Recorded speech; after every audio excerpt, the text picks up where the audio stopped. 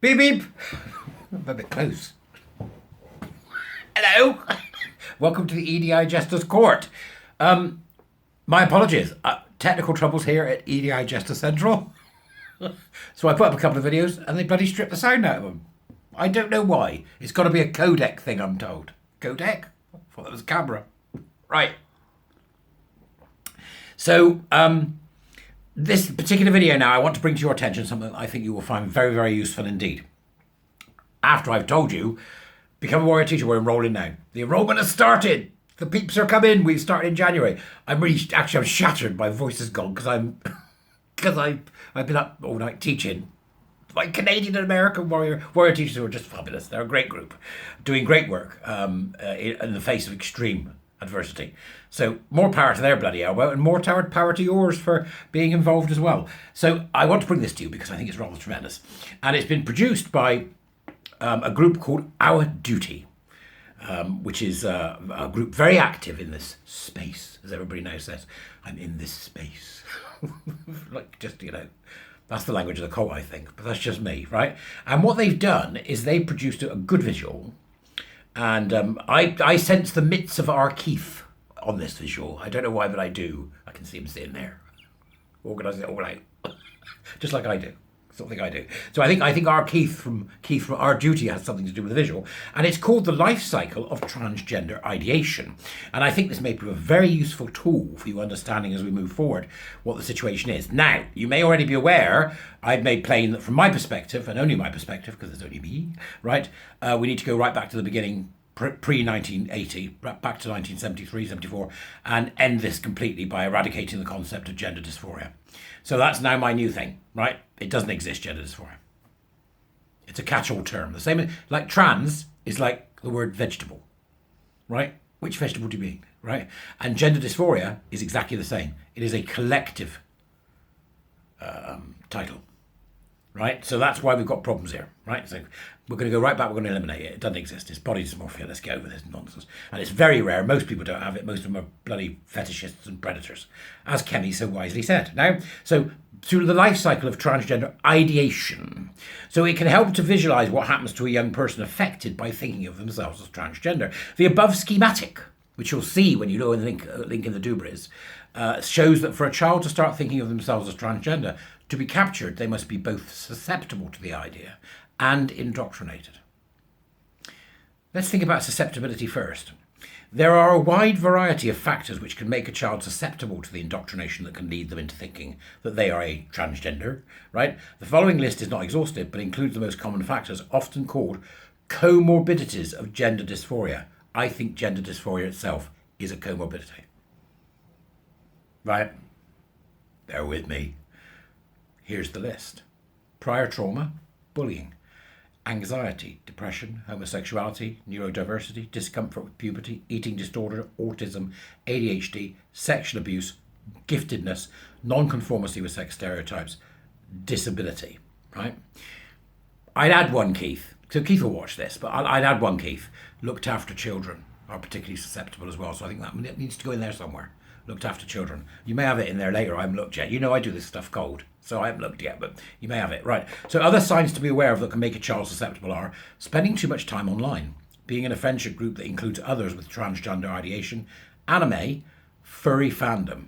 I would also include in that gaming. Sorry, especially if they're playing games that are too old for them. Gaming, right? It is important to note, under the title indoctrination here, that children will not think of themselves as transgender without it being presented to them as valid or even likely option to explain their natural feelings of discomfort. In recent years, the whole of society has effectively become one huge machine for the indoctrination of children into transgenderism. What can be termed institutional capture by gender ideology has left no space that is safe. Right from the promotion of gender identity by the United Nations all the way into primary schools, society is pushing the completely unfounded notion that people who say they are transgender have some special human attribute worth of recognition and protection in law. For adolescents, being transgender is a social identity, and it has been likened to the goth social identities of prior generations, or the emos. Do you remember them? Pathetic looking. All the world's terrible. Rapaciously sexual they were, though. Emos. I remember them, like having a smorgasbord. So, resilience. The best thing that can happen to a young person presented with the idea you might be trans is to dismiss it with the contempt the idea demands. Instead of promoting gender ideology, schools and wider society need to be promoting critical thinking skills and practical self-improvement customised to the child's susceptibilities. Parents have a role too in helping their children have the confidence to resist and dismiss daft ideas, like the idea that one can become the opposite sex. Unfortunately, if a child or young person is ill-equipped to dismiss the crazy idea that they might be transgender, they run the risk of adopting that idea as an explanation for their discomfort or angst, or I would also add to that, their incompetence.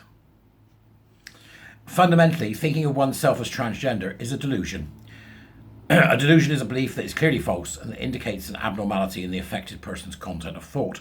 The false belief is not accounted for by the person's cultural or religious backgrounds, or his or her level of intelligence. We call it transgender ideation here, that's the Our Duty group call it transgender ideation, because it has similarities with suicidal ideation. Both ideations are false beliefs that a course of action will solve perceived problems, and both result in extreme self-harm.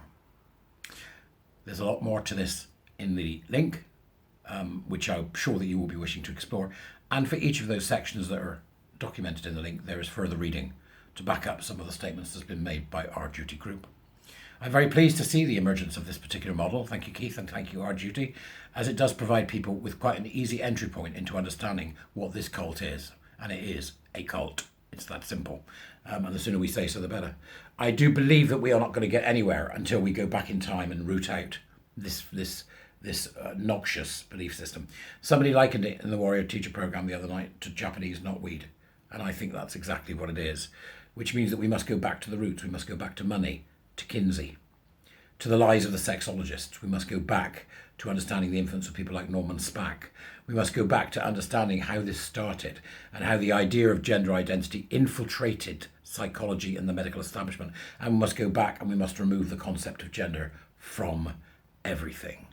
It is purely a linguistic term. It does not have any other meaning. It doesn't exist. There's sex and there's sex roles, which you can or can't opt out of. It's that simple. So until we take this back to its very base root, until we go back to the origination of all this nonsense and say, we're going to reset, essentially we're going to do a reset and say we're going to work now from there and eliminate that strand of the gender multiverse. It's a bit like that. It's a bit like Endgame, isn't it? And they all go jumping back in time. Get the Tesseract. We could quit. Get the Gender Recognition Act. So we're going to go back before all that and say that's it, we're done. So anything that came after that we eliminate, which includes the Gender Recognition Act, its inclusion in the Equality Act, the removal of gender from all spaces, in the way that we've seen happen with that rather wonderful hospital case where it's now gone completely. It's all about sex. So we're going back. We're going back, folks, 50s, 60s, 70s. There's the core. What came from that core? We cut it off at that point and we end the concept of gender dysphoria altogether. We get back to calling it body dysmorphia. We recognise that it is a comorbidity with other psychological problems and we put it in the bin of history where it belongs, along with eugenics and lobotomies. Who's with me? I'll see you later.